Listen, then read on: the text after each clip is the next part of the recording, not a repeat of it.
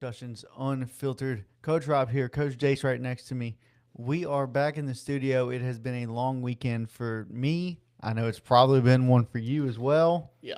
We're still on the water train, even though I got a confession. Oh boy. There may not have been any laws with while we are drinking claws this weekend. And it wasn't exactly my choice. I got asked the question if we were drinking this weekend. So for those of you who don't know, me and the wife took a trip to go see her family in Birmingham, Alabama.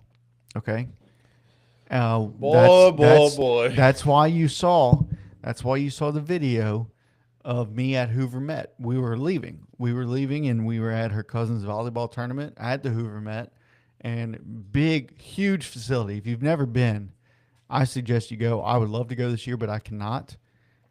Maybe next year we'll figure it out. But apparently, so they have the Hoover Met baseball stadium, and then right next to it, there's this big gym. And when I tell you there's a big gym, there's like 20 basketball courts in there that they've all turned into. Each basketball court they turned into 2 volleyball courts going sideways, divided by half court. And there was a huge volleyball tournament in there, and it was a 3-day tournament. Pool play lasted 2 days. Bracket starts tomorrow because everybody should have off tomorrow, except for I and you. Correct. Right. So, with that being said, apparently talking to some guy who was wearing an Alabama vest, because a lot of them like to wear vests for some fucking reason, was wearing an Alabama vest. He says that when the SEC tournament comes into town, they turn that big-ass Coliseum that they have over there into, like, all kinds of arcade games, like a air-conditioned room for people who are waiting for their team to Big play watch next. party. Yeah, there's TVs. Big watch party. They put bars in there. They put all kinds of shit in there for people to wait for the next game. Yeah. And Makes sense. And they have a bunch of shit for the kids to do and all. I want to go. I want to go so fucking bad, but I can't. I can't this year at least. But it was pretty cool. It's pretty cool to just see the stadium at least. Like I've never seen it. I've never been. Right. So very very cool. Shout out to Craig and Katie for letting us stay with them. Turns out they live 18 minutes from Hoover Met. So if we ever did want to go, they have invited us back. We have a place to stay. We have a place to stay. And this includes you as well. Yes. And I wish Diesel would quit walking around because he keeps hitting That's all right. these tripods. But anyway, I also play basketball against an 11-year-old, and I won, but What? Hit the button. Where's the clap at? Where's the clapping at? I beat an 11-year-old at one-on-one basketball. Oh, wow. But we played to 11, and I won 11-5. Wow. I'm so proud of you. I blocked a few shots, I had a few block shots. But when I tell you my body is sore as all get out, and we threw that day, and my arm hurts. My lower back is killing me. The bed we slept in was very cozy, very comfortable, and we sat by a fire both nights. So that was awesome. I hadn't sat by a fire in a while. It was very nice. It was fucking 20-something degrees out there. Yeah. It was not enjoyable. No. Unless you're sitting by a fire. Yeah, I was out playing golf Saturday, and it was. Yeah, what happened to you? Haven't we said it before? I'm not going to play golf unless it's. Well, so here's the thing. All week, me and Brant were both looking at the weather. Right. And all week long, it's supposed to be mid-50s, no rain, no clouds, sunny, beautiful. No 55 with no clouds, no wind. It's Fantastic. a beautiful day. Fantastic weather. Absolutely. That's about as low as I go, though. However, we wake up Saturday morning. We're driving out to the golf course, and it is cloudy Where'd you as play? a You'll play motherfucker. Belter? No, Carter. Okay.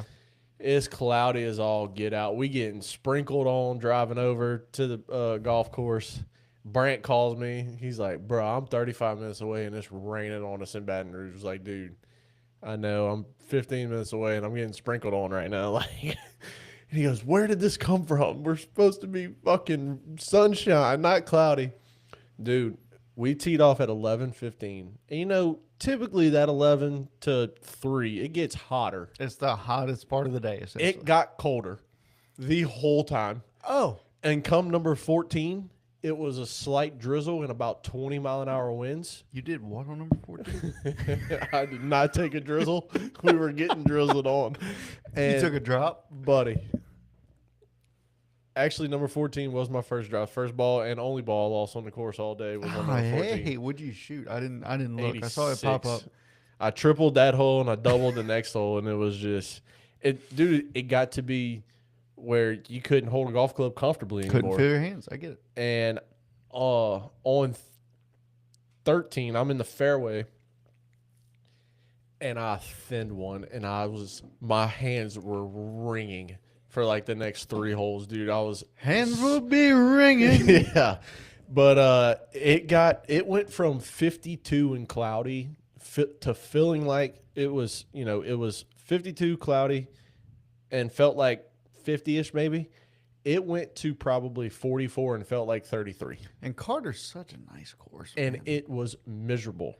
Me and Brent both looked at each other. Greens rolling. Oh my gosh, they were so. Dude, it was like putting on concrete. Putting on glass. Got it. Me and Brent were on the first hole, so he tripled the first hole. I bogeyed I the hate first. that first hole. That is the one hole on that course I hate. But it's because he was on the green in 3. Okay. He came up just short on his approach shot. He's like 10 yards off the green in his approach shot. So yeah, it's a little chip and a putt. Little chip. Bruh, this ball hit probably 15 yards below the cup, and it's an uphill. It just rolled. Off the back? Right on the fringe. And then he putted to all the way down. Putted again to about 4 foot. Putted again, lipped out, and it rolled about 8 feet. And then he putted again and then tapped it. And dude, that ball would have went in the water on number 2. He tripled the first one. I bogeyed the first one because luckily I got to see 2 of his putts, and I was like, oh my God, we're putting on concrete out here. You just tap it in.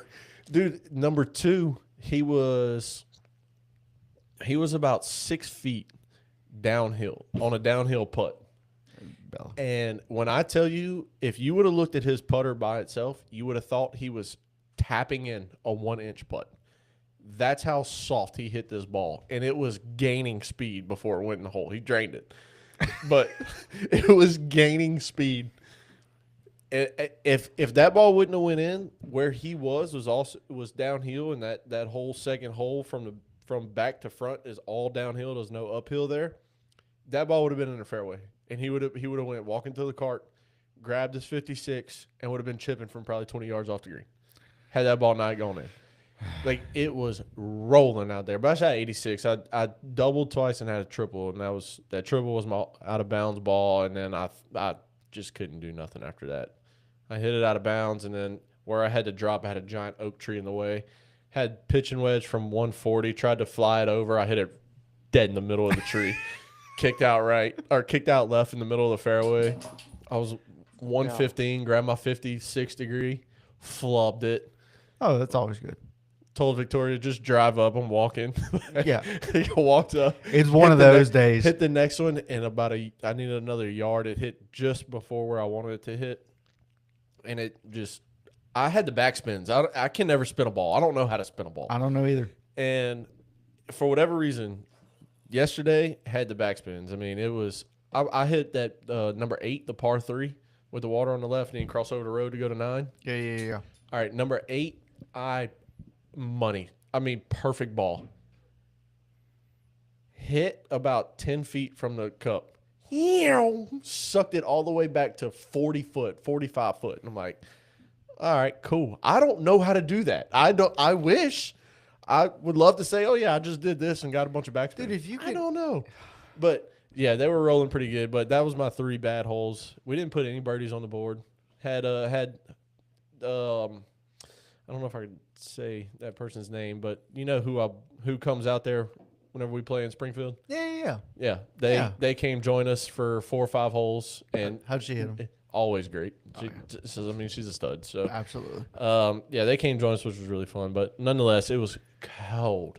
Yeah, I bet. Like, dude, it was cold. It was so cold in Birmingham. We were sitting by the fire, and I felt like I could not get close enough to this fire.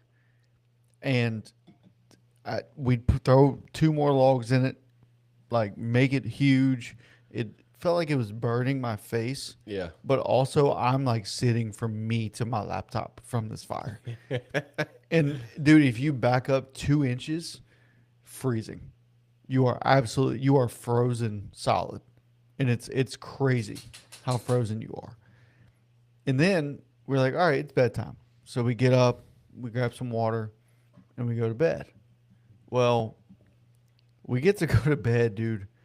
The minute we step inside that house, the cold just follows us. Oh, absolutely. Ass cheeks, solid ice. Ass cheeks were solid ice, dude. I go to Kids, get your parents' permission before you listen. so like you know, just like you and me both. Some nights we like to be a little spoon. Yeah. We like to be a little spoon. Yeah. We like to be held, right? Just some nights, okay? Dude, I went to back that ass up on her. Oh my god, dude, she was freaking the fuck out, and I was like, "What?" She was like, "Your ass is so cold." Oh, I said, "Okay, well then let's just trade places." Same fucking thing. Her ass freezing cold. So I just say, you know what? We're just going butt to butt tonight, baby. Hopefully our asses can just warm each other up because this is not working.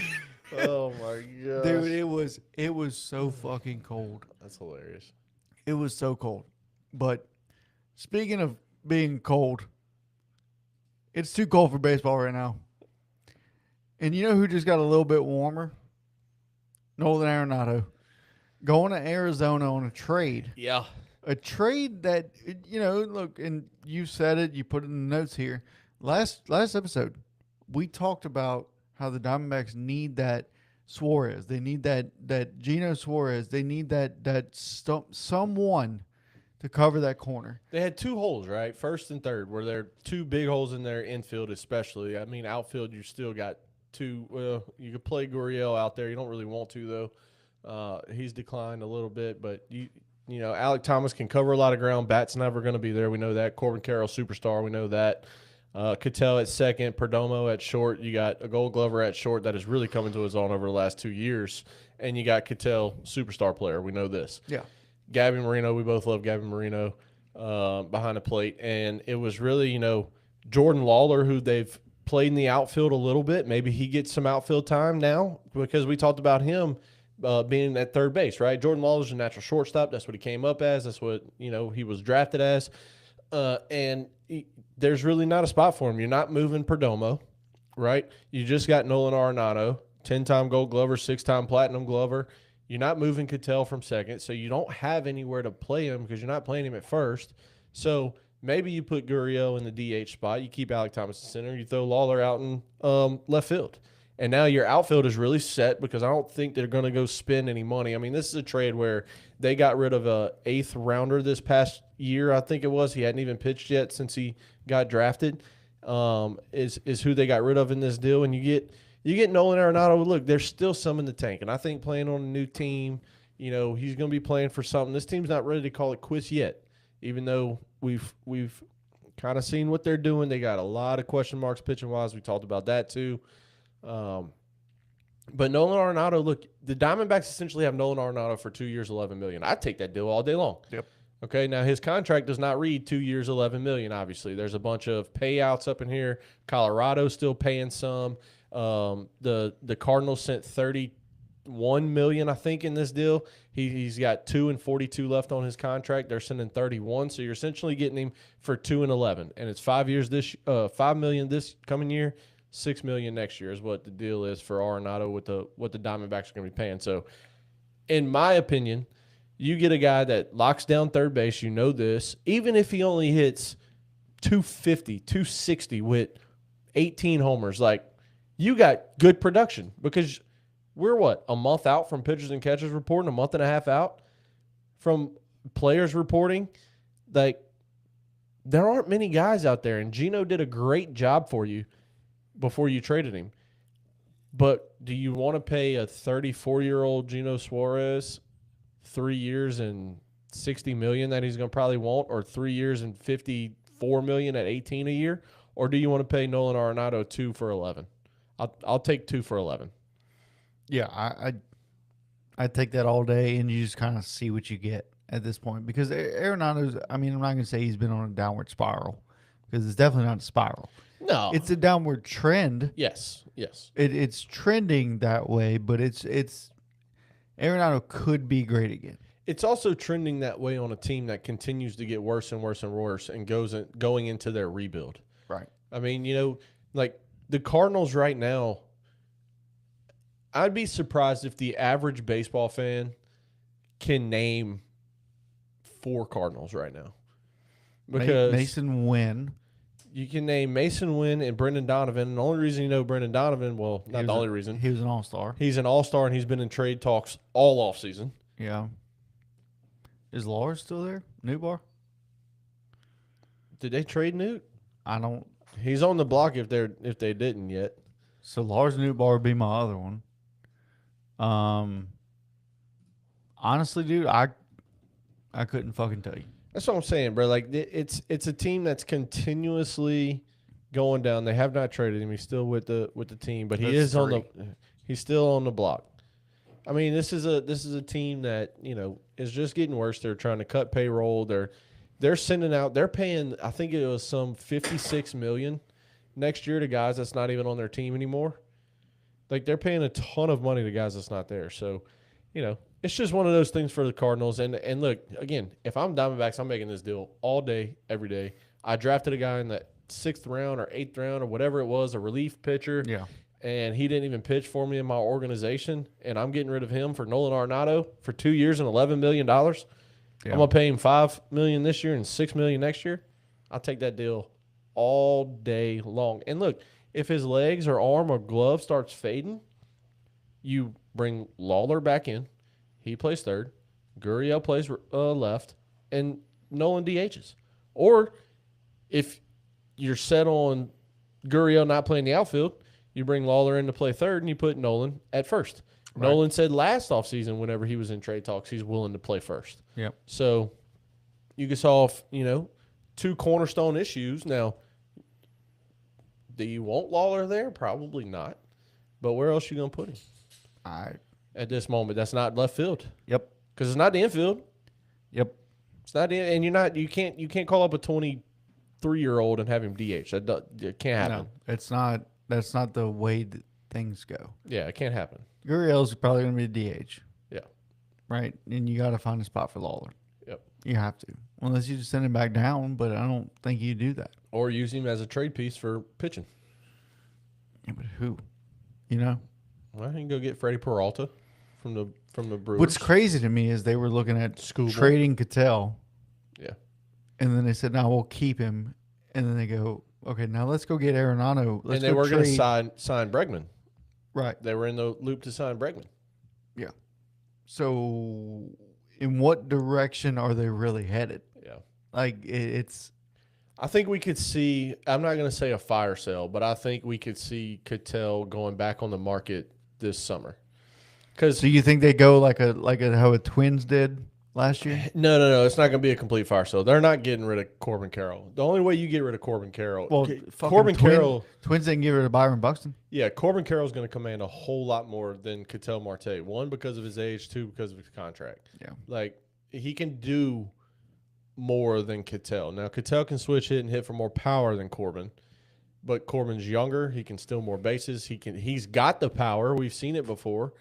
And he's got the average. Like, Corbin would – I can see Cattell getting back on the market. I can see even a situation where Eduardo Rodriguez has a bounce-back first half and maybe they try to send him off at the trade deadline. But, that's – again, the pitching staff's got a lot of question marks, man. They don't have a lot there. They don't have a lot of reliability right now. Now, next year – when Corbin Burns comes back and he's 100%, and we, hope that Tommy John recovery goes well for him and he's able to be Corbin Burns again, sure, you got your guy that's going to solidify the staff. But right now you don't. You don't have that guy right now. Merrill Kelly is good. I like Merrill Kelly. Pitched for Team USA in the last WBC. which is coming up in a month, or a month and a half. I like Merrill Kelly. But do I want Merrill Kelly to be my number one? Hell no. Hell no. No, you don't. I just don't know who they can. Brandon Pfaadt got to take the next step. I mean, he has to. He can't keep being a high 4s, low 5s ERA guy. Well, he's just a Boston fart, dude. Yeah, he's got to take the next step. That's all he is. Yeah, he has to be a shit now. A shart. Is But- a shart the next step? I think that's Boston shart. Nonetheless, Diamondbacks seal up one spot for. I think we're in agreement. Really good deal here. I think it's a kind of a win-win here, because if he does produce, you don't expect him to. At least I don't. I don't expect him to put up Colorado Rockies Arenado numbers. I don't expect that from him. And if he does, hey, that's a dub. Yeah, But if he doesn't, it's only $5 million. Right. It's a win-win. It's a really good trade on their part. It's a really good acquisition. Mm-hmm. That's the word I was looking for. Yeah, really good acquisition from the Diamondbacks. You basically you don't trade too much to go get him, because, like I said, he's been trending downwards. But he's still, in my opinion, he's still a Gold Glove third baseman. And I think there's still some in the tank. Look, new team, new faces. He's 35. I think he's younger than that, dude. I think he's like 33, honestly. Let's find I out. don't think he's that old. Let's see, baseball reference right here. Nolan Arenado. He is, 34, going on 35. Oh, damn, I'm good. I was closest. Yeah, but I underbid, so I win. Oh, fuck. I guess I overshot it. Anyway, I meant to say 34. pretty good deal. I mean, look, 237 last year with 12 homers. Was hurt a little bit. Only 107 games. So if he can get back to the year before where he played in 152, hit 272 with 16 homers, I think they take that all day, every day, twice on Sunday for $5 million. Yeah, I think I'm with you on that one. Next guy, I mean, look, we talked about it. The Red Sox were in the running to go get Bregman. They were, amongst other things, they hang the banner. They're interested. Well, they finally went out and they got him a number 3 or number 2, Probably number depending 2. on how you want to look at it. Ranger Suarez, 5 years, $130 million, no opt-outs. Yeah. And the Phillies, because of this, because they offered a qualifying offer and he said no. Yep. Because of that, they get a comp pick after the 4th round. Yep. I know you've probably explained this multiple times to me and to everybody else. But why do they get that pick? Is that just because he said no on the qualifying offer and then he went to go sign with somebody else? Yeah, it's part of the CBA of old. We're about to enter a new world of CBA coming up here in the next year for It's Major League Baseball. December of this year, I believe it's up. But it's because of where the tax bracket is for the Red Sox and the fact that he said no to a qualifying offer. If the Red Sox would have been over a certain tax bracket, they would have had to given up a 2nd-round pick and a 4th-round pick. If they would have been over another one, it would have been international bonus money plus some picks. There's a bunch of different things in the CBA that they're trying to get rid of the qualifying offer is what's trying to happen. That was part of the last CBA. They didn't want to offer it anymore because they didn't want teams to give up their picks. But so do the Red Sox give up their 4th round pick to the Phillies? yeah, they give up their 4th-round pick, but it's not where the Red Sox would have picked at. It's the comp at the pick. end. It's at the end. It's like how they have those It's picks like in between the 1st and 2nd round. Yes. Like how Tommy White got drafted. Yeah, how everybody gets their draft pick, and then after that round ends, you're still in the 4th round, but it's before the 5th round. Got it. And these picks, comp picks, are tradable. So your regular 1 through draft 30 picks yeah. are not. Right. Comp picks are tradable. So it gives them a pick that they can trade if they That's want to. kind of at one some thing point. I hope that they put in that new CBA, that you can trade draft picks. There's a lot that's going to have to go into that, though. That's not as easy as it sounds because each team's allotted a certain amount of money. Well, then you just get rid of that too. Well, you'd probably have to trade that money with whatever that pick was. So if you trade the first pick and it's valued at $7.3 How does million, the NFL work? That's what I want to know. And I would just do it like that. well, you can't. NFL 7 rounds. This is 20. It's a lot different. Okay. And you got international bonus money that can be traded. There's a lot of different. You can't do it just. Well then, okay. Well, Like I said, fuck it. Leave it how it is. there's a lot of things. I hope so too. I want to see draft picks get traded too, but I think the only way I just think you it'd be can make so it happen. exciting. The fucking like the Twins that they traded away the entire team. The only way Go, it can go happen, get a though- whole team of fucking rookies. Yeah, but the only way it can happen is if that team that trades that pick also trades whatever its slot value is. So we know guys sign for over slot, they sign for under slot value all the time. We see this all the time. Right. But whatever that value is, so like the first pick this past year was 7 point some odd million. You'd have to, no matter what, trade the 7 point whatever million, whether that pick signs for $5 million or that pick signs for $9 million. You have to trade whatever that value is. I think that's the only way you can make it work. I don't see a path to it. I don't think that happens, though. I'd love to see it, but I don't think it happens. Yeah. But anyway, Ranger Suarez, man, finally, the Red Sox are not the only team in baseball to not sign a free agent. Hang the banner.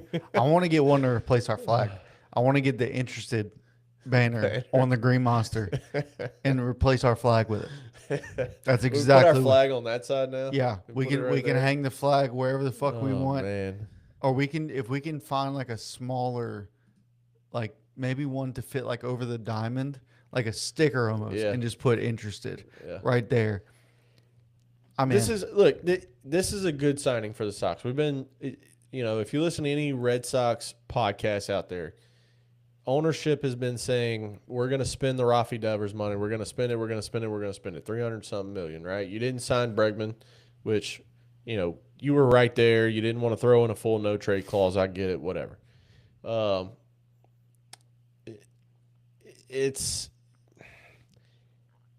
like the signing, but I would have rathered Bo Bichette. Right? We have a ton of pitching. We talk about it a lot. And you can never have too much.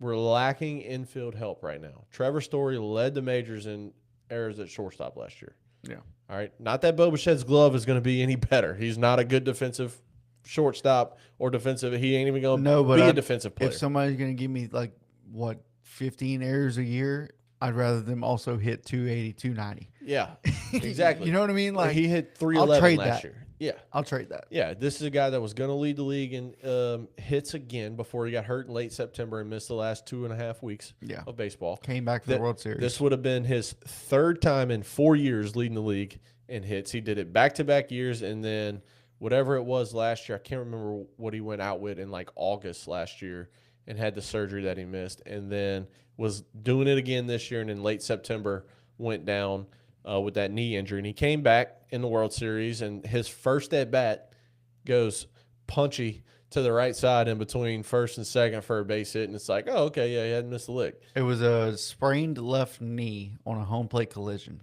on This year? September 6th. Yeah, this year. Yes. Yeah. Or last year. Yeah, this past Yes, season. So he missed virtually all of September, and he was leading the league in hits. He hit 311 with some. I would have rather that because it would have really solidified the top half of the lineup. You would have got your surefire bat. You would have got a guy that leads the league in hits every single year. He can pump up 20 homers a year if you need him to. But you don't, all right? And it's fine. You go out and you're building your pitching staff. You went out and traded for Sonny Gray. You traded for Oviedo. You signed Ranger Suarez now.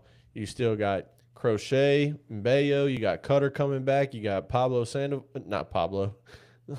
Kung Fu Panda's back? Yeah. Dude, You got I'm in. Patrick I Sandoval. fucking can't wait to watch Kung Fu Panda play baseball again. Patrick Sandoval's coming back from surgery. You got Kyle Harrison. That was part of the Rafi trade. Yeah. You got your two young studs in Tole and Connolly Early. Like you got plenty of pitching. Where's the offense going to come from? And I think that getting Suarez on a 5-year deal with no opt-outs, it has to reignite the trade conversation. And the first person you got to call is the Diamondbacks and say, I know you took Cattell off the market, but we just signed another pitcher. They have long liked Jarren Duran. They have. I hate getting rid of Duran. Me too. Though. They have long liked Jarren Duran. They have long liked Tole The and Diamondbacks Early. don't, but the Diamondbacks don't need another outfielder. That's the thing. You have Corbin Carroll in right. You have what's his Alec fucking Thomas. Yeah, Alec Thomas in center, and you have Gurriel in left or Jordan Lawler in left, who can cover a fuck ton of ground. He's fast as shit. You don't need another outfielder if you're Diamondbacks. But I would all day, every day, put Gurriel at DH, Lawler in left, and we've seen Jarren Duran can play center. So Alec Thomas is just Alec Thomas and his shitty bat is on the bench. understood. And I'll take Jarren Duran 280 with 40 stolen bases, and him and Corbin Carroll are going to lead the league in triples like they do every single year, and they're going to be the most triple team in all of Major League Baseball. And come in fourth place in the division. Yes. But we'll have Ketel Marte, which is all that really matters. So I think that's the first call that's got to be made. Are they going to put him back on the block? Probably not. But it's worth the shot of going. Would that just be a 1-for-1 swap? No. Ketel's worth more? Yeah, 100%. Okay. Ketel's got better batting average. He hits for more power. He locks down. But not much more, though, right? His defense is better. You don't have to throw in two more guys. I think you go Duran and maybe a Early. You'd have to go Early or Tole, and then probably a low-level prospect, a low-level pitcher. I just don't think Ketel is that much. I don't think he's worth that much. But then again, we've said it before. We'll say it again. That's why you're we're here. only worth what someone's willing to fucking pay you or pay for you. Yeah, that's true. But which that all right. sounds like. Well, let's get into Suarez real quick then. So Suarez coming off a career year. All right. With the Phillies. He was there number 2, number 3 with Christopher Sanchez there. He was an all-star in 2024. But this year. Well, Zach Wheeler was there too, but he had heart conditions and all. Well, I said number 2 or 3. Okay. Did he have heart conditions? What the fuck did he have? No, he had shoulder impingement or something that he had surgery on. But 4.7 WAR for Ranger Suarez, which is his second highest of his career. His highest was 5.6 back in 2021 when he was still a reliever. All right, 2021 he appeared in 39 games. He only started 12 of those 39 through to a 1.36 ERA. But we're not talking 2021. We're talking last year. 12-8, back-to-back seasons of 12-8. ERA, the lowest of his starting career at 3.2. It has come down over the last 3 years. 4.18 in 2023, 3.46 in 24, and a 3.2 last year. So, look, he's a guy that's going to sit 90-91 with the fastball. He's got 6 pitches, and here's the bright side. He throws the fastball the second least of all of them. So, you're not sitting dead red on a 90-mile-an-hour fastball. It don't happen. He's going to be a sinker. He's going to be a changeup. He's going to be all speed. He's going to pitch you backwards kind of guy. Here's why you need good infielding. He's one of the league leaders in ground ball rate. All right? You have to get infielders that can field the ball. Yeah. Trevor Story cannot lead the league in errors this year. Well, he's going to get a lot more opportunities. Exactly. You can't lead the league in errors this year. And at least look, in the games that Ranger pitches. There's talks that the Red Sox are calling the Astros for Isak Paredes to play third base. Another horrible defender. But he's going to hit 40 homers because he's a dead pull hitter. Right. If you go look at his spray chart of all of his homers, They are all to the left field side. They are on the left side of left center. Yeah. Like every one of them. Not even on the left side of center. So center's here, foul pole's here.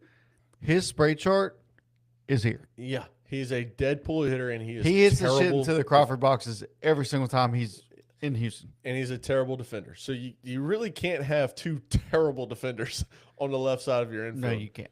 But there ain't nobody else to go get and trust at third base. No.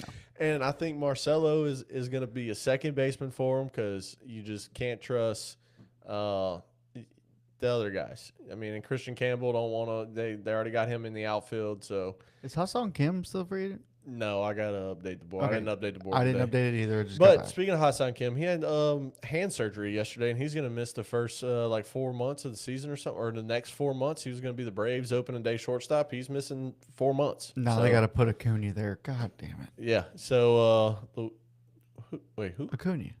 Ronald Acuna? Yeah, he's gonna be the next Mookie. He's gonna be playing every fucking position. You have me thinking Luis Angel. I'm like, they didn't trade for him. No, that'd be sick though. No, That would be absolute sick. but so Ranger Suarez. I don't know how we keep getting thrown off him. What do you mean? Cor- How do you not know? It's like you haven't been a part of this podcast the last 3 years. Yeah, career high in innings, 157 and a third innings.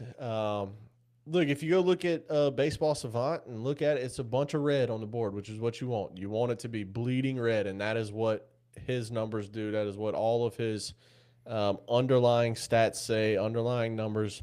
Everything shows really good. Like I said, 6-pitch pitcher, 90 to 91 really, but he throws it 14% of the time or some shit. Like, he ain't going to throw a fastball a lot. He's going to sit sinker, which that is like the most thrown pitch in all of Major League Baseball now.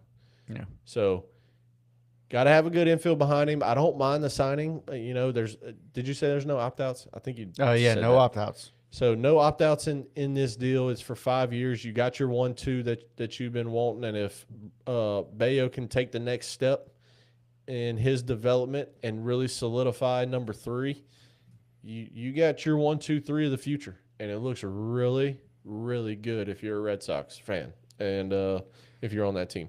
Yeah. And speaking of the team that he came from, Yeah. they go ahead and they re-sign JT. Right after he signed, the next day they pivoted to signing JT. Which no, they didn't. It was a couple of days later. They needed to. So 2 days ago, he signed for 3 years, $45 million a year, with an opportunity to make $5 million more in incentives. Mm-hmm. Okay. This is coming off the heels of the offer that they made to Bo Bichette that he didn't take.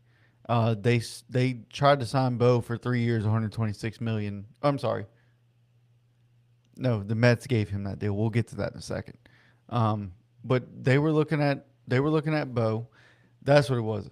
Phillies offered Bo Bichette. Now this is from MLB.com. Source says that the Phillies offered Bo Bichette a 7-year, $200 million contract. And here's the worst part about that. That is exactly what he was asking for. And he turned him down, and we'll talk about him next, but let's stay on JT for just a few minutes. Look, JT has been a staple in Philly for the last, I don't know how long. And here's the thing about JT. I listen to baseball podcasts, and I listen to MLB Network every single day. The way that they talk about JT, interviewing their pitching staff and their coaching staff, those guys love JT behind the plate. They don't want anybody else to catch for them besides JT. This is a commanding catcher. This is another Marlins stupid trade. Yeah, stupid trade that happened. This is a guy that knows every single pitcher, front to back. He calls games arguably better than anybody else in the league. Yep. And the guys love throwing to him. The only guy I would say that's a better catching prospect than him would have to be Patrick Bailey. I think Patrick Bailey with the Giants is probably the best catcher out there. Maybe with JT being number 2 or even 3, you could probably throw. When it comes to commanding a pitching staff, we're talking about. We're not talking about offensively and defensively. We're talking about commanding a pitching staff here. Okay. And being able to frame. Because offensively and defensively, no. I mean, Kyle Riley, Will Smith, Alejandro Kirk. Like, I'm talking about, but I am talking about like block balls. Like Kyle Riley's obviously the best at blocking balls. JT's top 5 in the league right now at playing the catcher position. Mm-hmm. Essentially. Yeah, I'd agree. Yeah. And I'm glad they brought him back, especially because they missed on other players. Yeah. And now the next thing would be, okay, where do the Phillies go from here? And it's something that the Phillies really need too, is that veteran presence, right? They got him, they got Bryce. Yeah, but for catcher, okay, got it. For catching, because Zach Wheeler is going to miss who knows how much time, right? Yeah. With this surgery he's going to be coming back from. You just lost Ranger Suarez. Yes. Okay. So now you go into the year with Sanchez, Luzardo, Nola, who don't have to learn a new catcher and a new catcher that don't have to learn them. Right. So you really get to solidify that position, and you can sit back and just, kind of say, look, what else do we need to worry about, because it's not this now. Yeah. Like, that was a worry for the Phillies, I think. That spot in particular, if I had to pick one, I know Bohm is probably not the guy you want to go forward with at third base. Marsh probably need to do you want to go forward with in center field. Like, Bryce Harper, we saw what Dave Dombrowski said. Like, can he be a star again, essentially, is what he said. And, they went at it. Yep. It's the one thing that they don't have to worry about with all of that stuff happening, right? With 2 pitchers now going off your staff last year, not one gone, one recovering from surgery, you don't have to worry about that catcher presence anymore and how they're going to react to a new guy learning them. You don't have to worry about that no more. And now you can start focusing on other areas of your team. Where do I go next, right? How much money is still in the budget? Which, if you offered $7 and $200, you still got money after signing a guy for $3 and $45. Right. But what is it? Is it Geno to play third base, and maybe you trade Alec Bohm for another reliever? Or you trade Bohm and Cassidy you go get you a third baseman. Yeah. I mean, all the stuff with Castellanos. I mean, there's a lot on there. Do you let's see, who You go get Bader back first of all. That's the first thing you do. Yeah, they're probably not doing that though. Well, all right, I'll tell you who you go get. It's tough. You go I forgot they got Adolis. I forgot they grabbed him. You go get you a Kike Hernandez too. Yeah, Swiss Army knife. Right. Go get a playoff god. Right. You go get him. Yeah. He's a free agent. You can sign him for cheap. Then you have to, in my opinion, you missed out on Ranger Suarez. You have to go get you another starter. Yeah. Put that money towards Zach Gallen. I think Zach Gallen would fit perfectly. You don't have to be the ace. I don't think they're going to dish out the money to Framber. Frankly, I wouldn't either. But Zach Gallen, you can get on a pretty good deal, and you need another righty. Your top 2 guys are lefty-lefty in Christopher Sanchez and Luzardo until Wheeler comes back. Yeah. So you get Zach Gallen that you could throw. I haven't seen Gallen in any of these talks. Oh, yeah. His market's super quiet. Yep. But you go get him, or you go get a Giolito. How about a Lucas Giolito? That'd be sick. You're going to have to give up a whatever draft pick because he was offered a No, he wasn't. He wasn't given a qualifying offer. No, he wasn't a qualifying offer guy. I can look it up. But you go get a Gallen or a Giolito, and there's your righty. And he could be your number 3, right? Sanchez is going to be 1. Luzardo is going to be 2. Where does Nola fall after his horrible year that he had, back-to-back bad years, really? Probably falls into your 3 right now at the moment, but you get Gallen. Gallen goes into your 3, and Nola's in your 4, and you can live with that rotation. You bring up your top prospect, and he can be your 5. And, yeah, you make it work from there. But I love that they did this. Was not offered. Okay, I didn't think he was offered because he would have took it because he was hurt at the end of the year. Yeah, it was so he would have took that. 22 million or yeah, it was 22. 1 year, roughly 22 million. So 21 and some change. 22.05, I thought. Okay, it's all right. Yeah, sure, something like that. Yeah, and you call up Andrew Painter, and he becomes your 5th guy. He's been down too long anyway. So, either way it goes, I love this deal for the Phillies. I think that you pivot after you miss Bo Bichette, who we're going to talk next. I don't know who I got in the notes next, but let's just go ahead and talk about him since it's KT. But yeah, we'll save him for last. Yeah, we'll talk Bichette next, but that's who they pivot to because they missed out on Bo Bichette, which you go into free agency. This one is – I'm just going to transition into it. You go into free agency asking for something, 7 years and $200. You got a team that offers you 7 years and $200, reportedly. You don't take it? Now, I get it, right? What you get from the team you signed with, $42 million a year. Like, but I get it. Where the fuck is he going to play? Yeah. They did come out and say he's going to play third. So, Bo Bichette signs with the Mets, 3 years. So, Viento's fucking... Probably at first. Polanco at DH. And Brett Beatty, they said they want to try Beatty in the outfield, which isn't a horrible idea. No. Can he play the outfield? Probably not. the majority of right-handed outfielders played infield at some point in time. Would you agree with that? Yeah, maybe. I don't know. I know like most left-handed outfielders either played first base or outfield. Yeah. Or pitched. Right. Right. Yeah. But the majority of, I would say, the majority of your right-handed baseball players in general, at one point with a shortstop on their team. Yeah, but that takes a long time to adjust that. I mean, unless you're a freak athlete like Mookie or like Nando goes from short to right field and wins the Platinum Glove the same year. Like, that's just freaky. You know what I mean? Like, not everybody can do it. Even in the majors, not everybody can do that. We see guys struggle going from shortstop to second, which makes no fucking sense. It's C-ball, C-ball, field ball. You know what I'm saying? Like, it's not as easy. To me, it's as easy as it seems. I played all over the field. I was first team utility guy. Like, I did everything. I didn't give a shit. Right. Wherever I could be on the field, I'm in. Like, put me there. I was first team water boy. So I did a damn good job of handing out some fucking water. You were good, bud. Yeah. But Bo Bichette, they said he's going to play third. So, essentially, across this field, right, we got to remember that you traded for Simeon. So there's your starting second baseman. You still got Lindor. There's your starting shortstop, and now you signed Bo Bichette. There's your starting third baseman. From what they've said already, this is the Mets that said this, according to John Heyman and Jeff Passan and these guys that's high up there, Mark Feinsand, all these guys. And first base is going to look like Vientos is going to be at first base, which means what do you do with Jorge Polanco that you signed, who's a natural second baseman? Brett Beatty, who's homegrown talent, natural third baseman.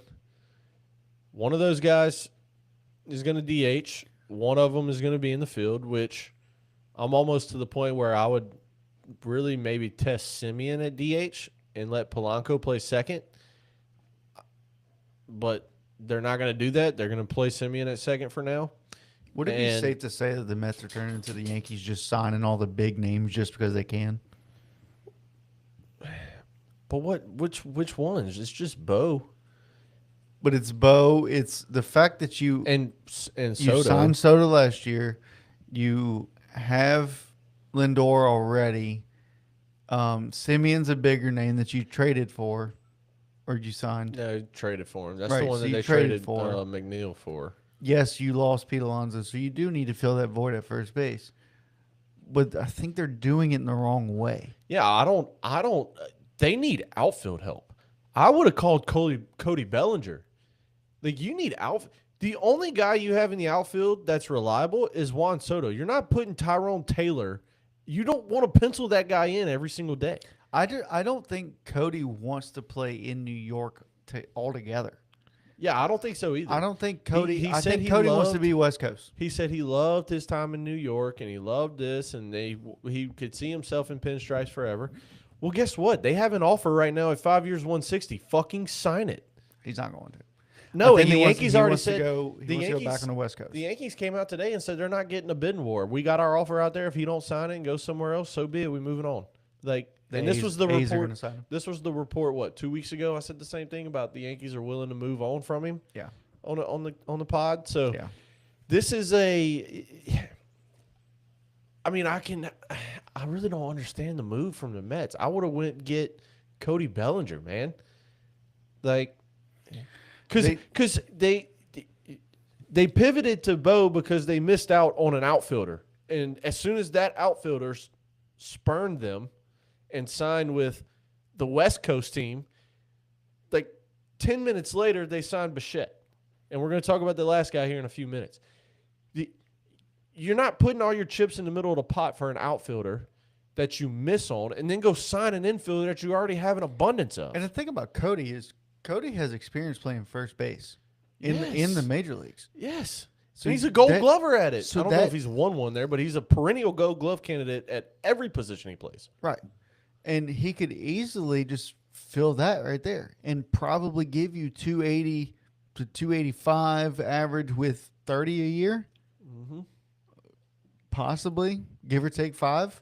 Dude, I don't understand the move. I really don't. They should have went get Bellinger as soon as this next guy went across town. I don't understand this deal I mean, look, good for him. I love Bo Bichette. I think he's a star. All right, this is a guy that is a key piece to the Blue Jays lineup for years and years and years. This is a guy that missed right at a month of the season, and he came back first pitch, first AB, goes punchy to the right side. Like I mean, do you think this is a gamer? Do you think he just wanted to be in the National League? Who, Bo? Yeah, but the Phillies are in the National League. I know they're in that same division actually. Yeah.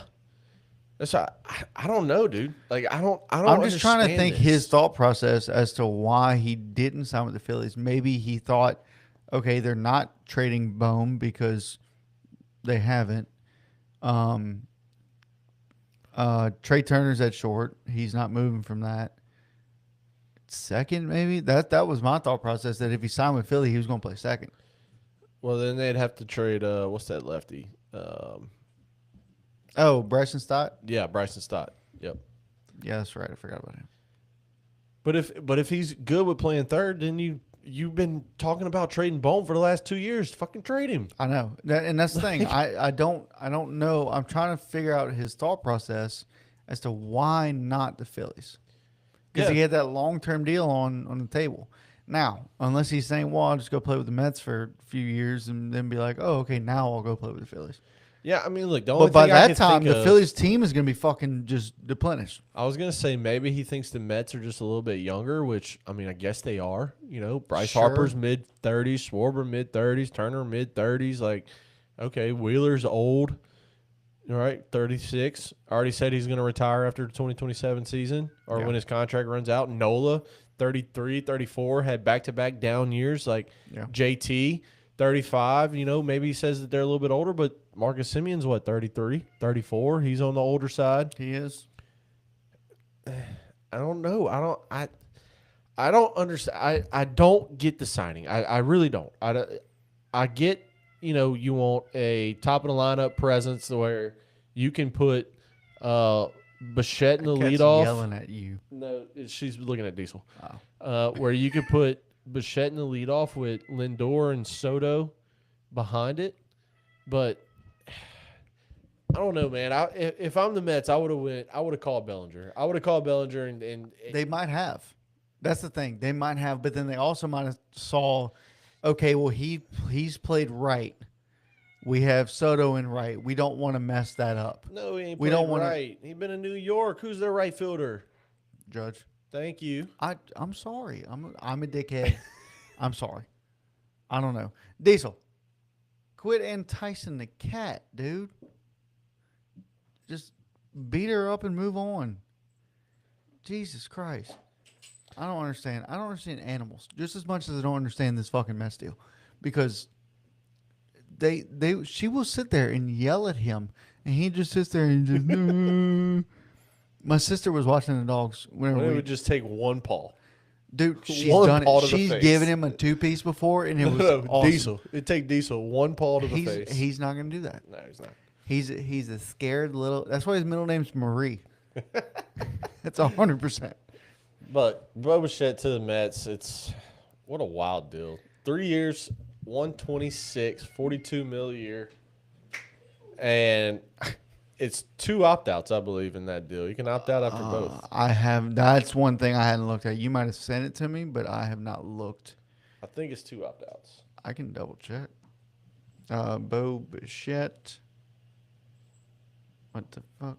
Oh, there it is. Okay, hold on. Bo Bichette. Contract. That's it. Mets to sign Bo Bichette is on trade rumors. He can opt out after 2027. And if he chooses to do so, he'll pick up an additional $5 million bonus. So if he chooses to if he opts out, he gets money? Yeah. Okay. It's kind of wild. But it's the next guy that has 2 opt-outs.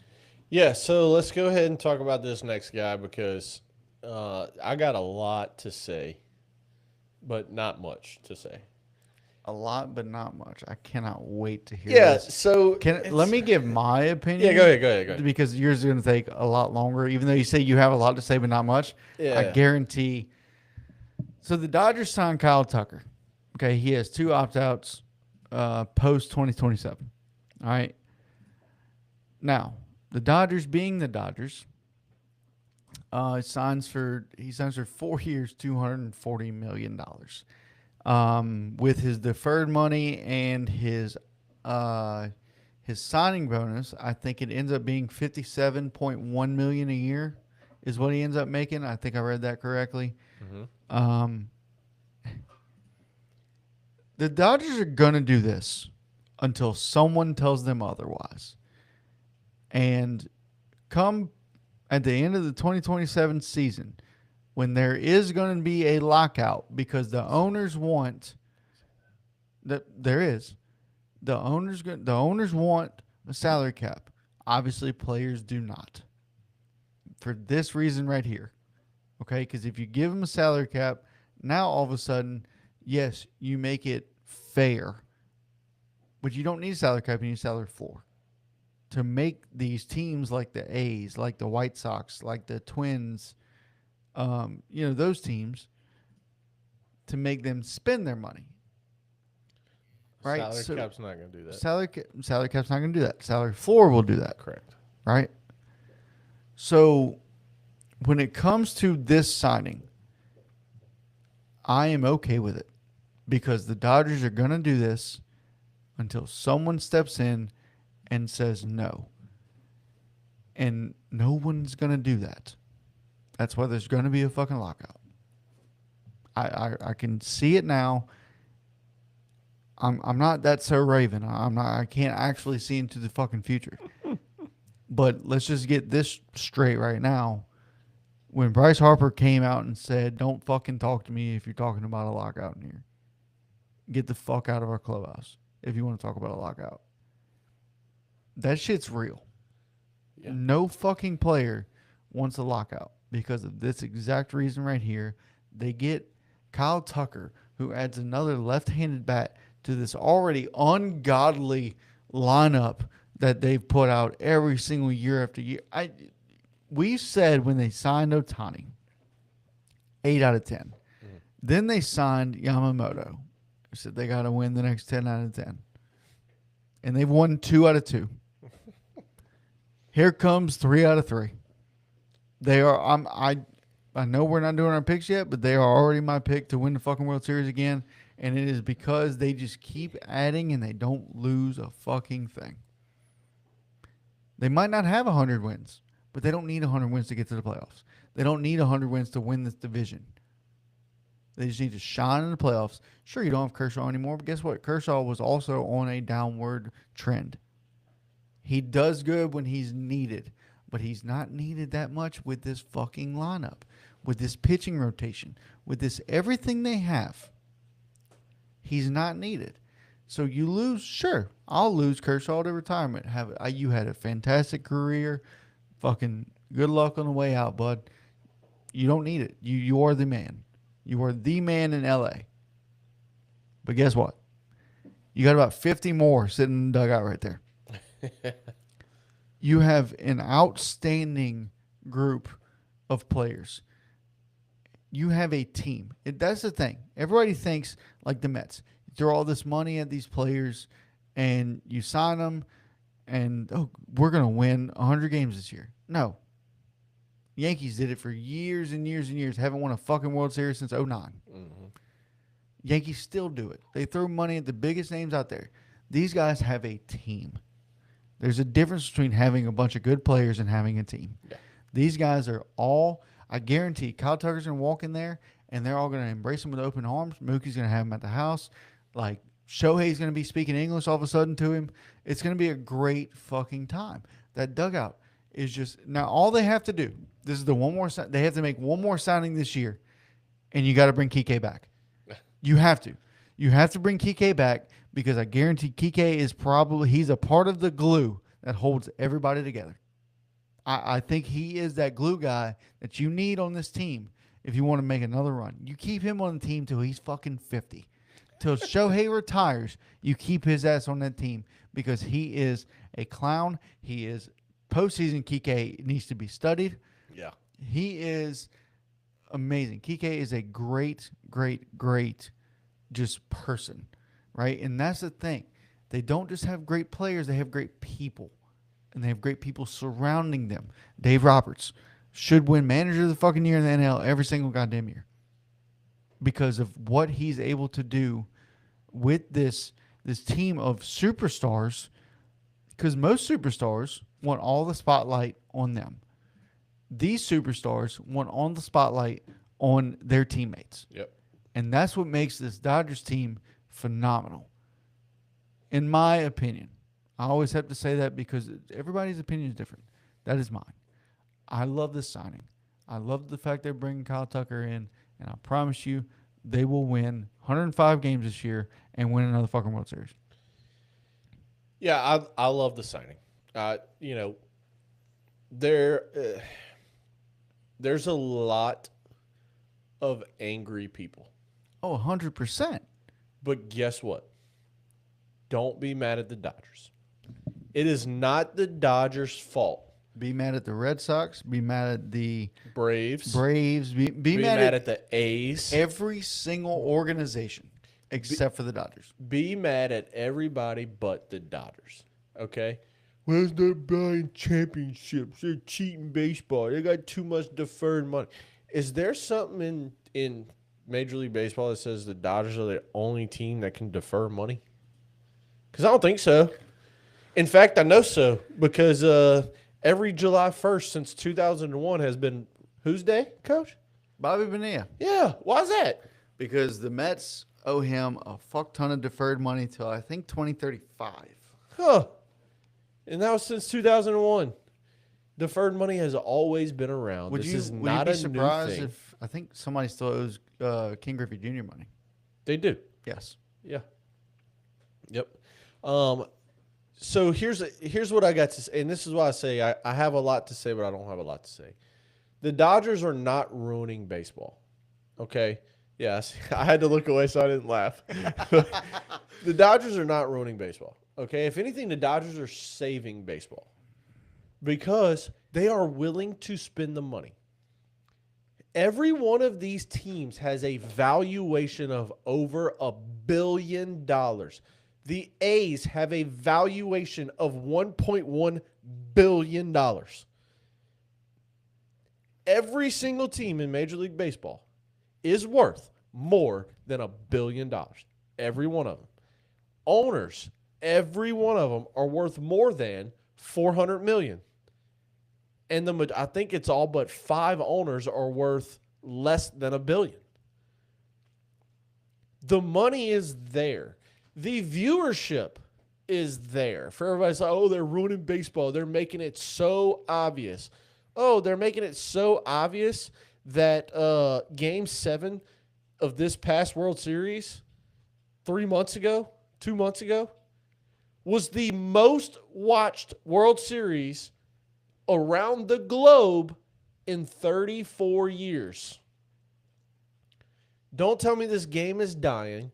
Don't tell me that the Dodgers are ruining baseball because, no, they're not. The Dodgers are doing what everybody should be doing. Their valuation is over $7 billion. And you know what they're spending on their team? $2 billion. That's the way it should be.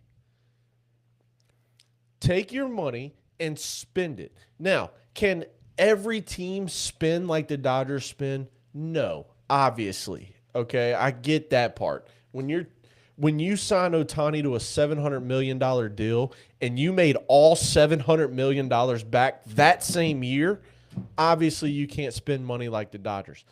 But could every single team have offered Tyler Glasnow 5 years and $135 million after they trade? First off, could every team have traded for him? Yes. And then after offered him that? Yeah. Could every team offer Yamamoto 10 and 325? Yes. Every single team can afford $32.5 million. Now, can you afford 9 players making over $100 million? Probably not. The Dodgers can, right? I'm not saying that they're not that they're. I'm not saying every team makes the exact same amount of money. That's not what I'm saying at all. But the people that are bitching about the Dodgers doing this are probably the same teams whose owners are revenue sharing teams, which means the more money the Dodgers make, the more money your team makes. It's not the Dodgers' fault that they paid your team $15 million in revenue sharing, and that owner said, "Oh, here's a free $15 million." That is straight profit. That is not off the bottom line. That is a straight check for $15 million or whatever it is. And instead of putting that $15 million toward a Kyle Schwarber deal, they put it in their fucking bank account, personal bank account. That's not the Dodgers' fault. Okay, the Dodgers are not ruining baseball. All right. Also, the same ones, this is my favorite part right here. The same ones that's bitching that the Dodgers are ruining baseball, you know what they did in 2020? They called it a fucking Mickey Mouse World Series. And the Dodgers are bitch slapping them across the face right now. Every single one. Oh, you think that was a Mickey Mouse World Series? Okay. Watch this. Hold my beer. And if you've been alive long enough, you're probably the same ones back in 2012 when they filed bankruptcy, laughed them out the fucking major league, laughed them out the major leagues. And then they got bought out by a firm, an investment firm, that again signed Shohei to a 10-year, $700 million deal, and they made the $700 million that same year. They already have his $68 million whenever he retires for 10 straight years. 680. Well, For 10 I'm years, sorry, yeah. you said it right. They already have that in a separate bank account. It's in a safe in Ready, cash. ready to pay him. They don't even need the next 6 years of Shohei, 7 years of Shohei to be able to pay him off. They already got it. Yep. Again, by no means can every team spend like the Dodgers spend. No, and but by no means does every team make the same money that the Dodgers make. No, they don't. But you can't get mad that the Mets offered Kyle Tucker $4 and $220 with a $75 million signing bonus. And he said no. All you had to come up $20 more million. You know what I mean? Like, that's as simple as it sounds. That's all the Mets had to do. And guess what? Nobody would have been mad at the Mets for having a $300 million player in Lindor, a $240 million player in Kyle Tucker, and a $765 million player in Soto. Nobody would have been bitching. If the Blue Jays, who were also in on this, would have signed him to the 10-year and $350 million reported deal that was out there, nobody would have been mad that they had a $350 million player on their team. Nobody would have been mad that they would have had a $210 million Dylan Cease on their team and a $500 million Vladimir Guerrero Jr. on their team. Nobody would have been mad saying, oh, they're ruining baseball with $500 million contracts, $300 million contract. But because he goes to the Dodgers, now everybody's pissed about this. If he would have signed this deal with the Yankees, the Red Sox, the Blue Jays, or the Mets, nobody would be bitching that that team's ruining baseball. Yeah. But it's because it's the Dodgers. It's because they're going for the three-peat. It's because they have all the faces. And guess what? People are willing, I know not in this case particularly, but there are guys out there that's willing to take less money to go play for the Dodgers. Like, it's just the way it is. They got Roki Sasaki on a 3-year, $12.5 million deal. The fucking Pirates couldn't offer that or even tripled it or quadrupled it. Yeah. Come on, man. Like, get out of here. It's not the Dodgers' fault that people want to play there, and it's not the Dodgers' fault that they make more money and that their team is worth more than every other team. But guess what? At least they're putting that profit back into the team. And as a baseball fan, we sit here pissed off at the Red Sox day in and day out, texting about it, sending screenshots, everything, day in and day out. Go listen to fucking Jared Carrabis talk about the Red Sox. He sits pissed off because they don't invest into their team. Instead, they talk and talk and talk. Oh, we're going to do it. We're going to do it. We're spending big. We're going to be aggressive. We're da-da-da-da-da. And they don't do it. You just signed Ranger Suarez, a week and a half, 2 weeks into January, and it's your first money spent on a free agent this offseason. First dollar we spent on a free agent comes in mid-January. And you're a $4 billion team. And for those of you who don't know the difference between a billion and a million, let me just put this into perspective. I heard this on a podcast one time, and I just had to look it up to fact check it. And I did. And I just looked it up again because I wanted to read this. 1 million seconds is 11.6 days. 1 billion seconds is 31.7 years. That's the difference between a billion and a million. So you can spend some of your $4 billion, which equates to almost 125 years, right, in seconds. You can spend some of your $4 billion on a guy that costs $40 million a year. It's a field of dreams moment. If you build it, they will come. If you sign the guys, people will come to watch. They will buy jerseys. They will get excited. You will have an exciting team if you sign the players that are worth the fuck to watch. Yep. That's exactly what the Dodgers are doing, and that's why they have so much revenue, and they can still go spend $240 or $300 million a year, whatever the fuck they spend, $2 billion a year on their payroll a year. No, I think that's like over the lifetime of all their contracts. Okay. Is $2 billion. Okay, so they including deferrals and so they everything can else. spend $300 million a fucking year. Yeah. But guess what? They're gonna make $1 billion that year. So to hit on that right there, according to Spot Track. Well, let's do Jeff Passan first. According to Jeff Passan, full details of Kyle Tucker's contract: 4 years, $240 million guaranteed. There's opt-outs after years 2 and 3. $64 million signing bonus, $30 million deferred. And as Coach Rob mentioned earlier, with all the deferrals and the signing bonus, it brings the total AAV to $57.1 million. According to Spot Track, with the $30 million deferred, the Dodgers currently carry a projected $413 million tax payroll in 2026. The second place team is the Mets at $96 million. $413 million and $96 million is second place. The bottom-ranked Marlins are $313 million away from that. Again, not all teams can spend like the Dodgers spend. I'm not saying that. But can you trade for the guys that they've traded for? Yes. Look at the package the Red Sox got for Mookie fucking Betts. Like, we don't even have a player no more. Correct. Except Connor Wong, I think, is the only guy from that deal that's still a Red Sox. Yeah. You got Verdugo. He ain't even in the league. Nope. You got Jeter, the shortstop. He's not in the league. Derek? No. Derek Jeter was a shortstop. Well, yeah, he was, but Jeter Downs is who it was. Oh, first name Jeter. Yeah. Got it. You got Connor Wong, who's probably going to get DFA'd, just came out earlier that the Red Sox are trying to find another catcher, so he's going to probably get DFA'd if they find one. Like, you got nothing back in this deal. All right? And, again, like Coach Rob said, don't be mad at them. Be mad at the Red Sox for trading away a superstar player in Mookie Betts. Be mad at the Braves for not – Freddie Freeman wanted to go back, but the Braves wouldn't go more than 4 years, and the Dodgers said, oh, you need a fifth year? Done. Come on.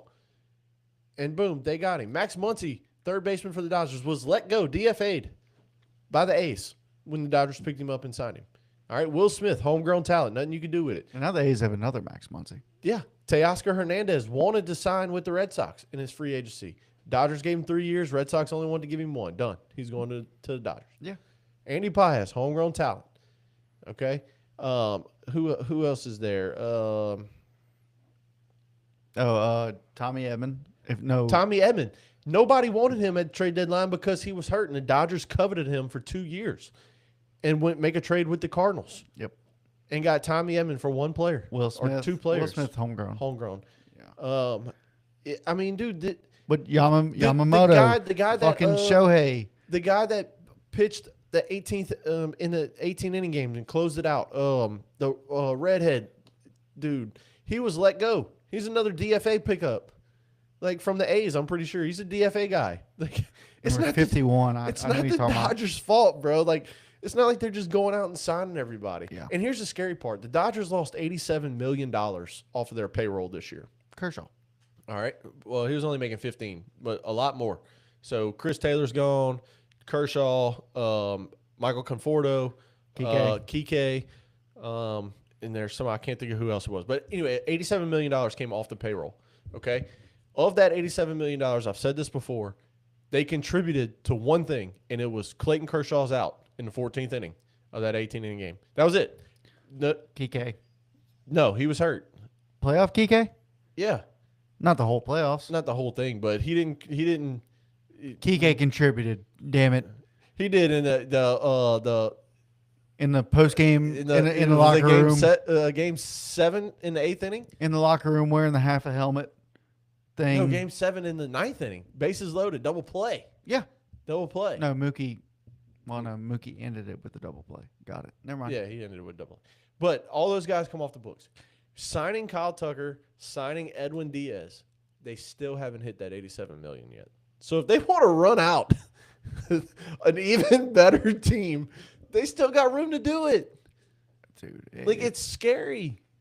But it's good for baseball. Again, these guys are putting the money back into the team, which as a fan, that is what I want my team to do. If you're a Marlins fan, that's what you should want your team to do. If you're an A's fan, you have to be thrilled with what the A's are doing right now. I know you're not happy about the move. I get that part. But at least they're putting money back in the pockets of A's players. Over the last 2 years, they have extended the majority of their young talent. Like, that's awesome. And you've gone out and signed a few free agents. Like, that's fantastic. Pirates got to start figuring it out. They've made a couple trades, and they signed a guy here in Ryan O'Hearn, but still got to figure it out. But either way it goes, I ain't mad at the Dodgers. It ain't the Dodgers' fault. It's everybody else's fault. And every team that's bitching about the Dodgers ruining baseball are the same teams that's collecting a check from the Dodgers at the end of the year. So stop bitching. Or if you are going to bitch, here's the other thing. If you're going to bitch about it, you don't get revenue sharing anymore. How about that? Yeah. I don't know what's going to happen. It's the CBA is probably. That's my spill, and I'm done, Coach. Yeah, I figured you were. I know you have one more thing that you'd like to share with the people. Well, we can save that one for Wednesday because it's about LSU. Yeah, So. yeah, we'll save that one for Wednesday then. But I'm trying to find. There's a picture. I was trying to find that picture of Kike in the. He was in the clubhouse after the game doing that interview. And his head cocked to the side, and he's wearing a helmet, the Dodgers helmet, but like with the top of it like cut out. But there's another picture in here, and it's Kike with a World Series ring on his middle finger, and he took a picture. He's holding the ring box in this hand, and then with this hand, it's here with the ring on this finger. Put that picture as the cover of MLB The Show next year. I'm in. I'm buying 30 copies of it just to have every picture of Kike. That would be funny. He is a Dodgers legend in my eyes. Hasn't done too much. He even said he put his name on a group project and they got an A. That's all he did. That's what he said he did. But he contributed more than he thinks. Yeah. Mostly for game 7, bottom of the 9th, bases loaded, 1 out, double play. And in my opinion, the series before that. Oh, like, yeah. Like, Also, this most of the series, that World Series, he's contributed. Yeah, also people saying Dodgers ruining baseball. They got a superstar lineup. They hit 203 in the World Series and won it, mostly because the Blue Jays left the bases loaded multiple times, including that bottom of the 9th inning when only 1 out, ran themselves out of the inning. In the 14th, top of the 14th at Dodger Stadium where Kershaw came in, was bases loaded. He swung at ball 4. That was a ground out with Vladimir Guerrero on deck that Kershaw would have had to face. So, everybody bitching. Kick fucking rocks. How about that? So I have one solution, and then we can go and close this thing out. Right. I have one solution, Sir.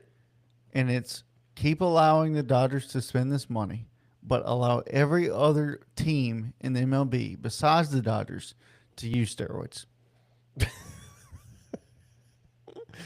Make it fair. Make it fair. All right, Coach Rob offered his solutions up here. This has been a good one. This is one that we needed to get in before Wednesday. Yes. So I'm glad you came back today because I know the original plan was to come back tomorrow and you Right. go on nights tomorrow. We had something that got moved Yeah. to tomorrow, so we had to come back. Yeah, the original plan was you to come back tomorrow, and we weren't going to be able to do this until Wednesday and talk about all this to go along with LSU baseball. So I'm glad that you came back today, and we got to do this one tonight. It's a late night, but that's all right. We got to get this one out. Wednesday, tune in. The fun begins when it comes down to college baseball. LSU will be the highlight of the show. Coach Rob's already said it. Expect a 2-hour show. We will spend the first few minutes. We always say few, so expect like 45 minutes of the national championship. And we will go into LSU baseball. We're going to be doing some researching and some studying as we've already started and break it all down. Who we got, transfer portal, incoming class, returners, all the things, where we open up in the rankings, which if you've watched TikToks, if you watched any of the past episodes, first off, thank you. And you already know the answer to where we started off in the rankings. So we appreciate everybody that tunes in, listens. Even if it's not live with us, you go back and listen and watch it. So thank y'all for tuning in. We appreciate everything. And can't wait for Wednesday. It's going to be fun. Wednesday's going to be fun. It's going to be fun. We'll great. Get on TikTok. We'll get on Facebook and X and Are we drinking Instagram. Wednesday? No, I'm not. Okay. I'm staying strong.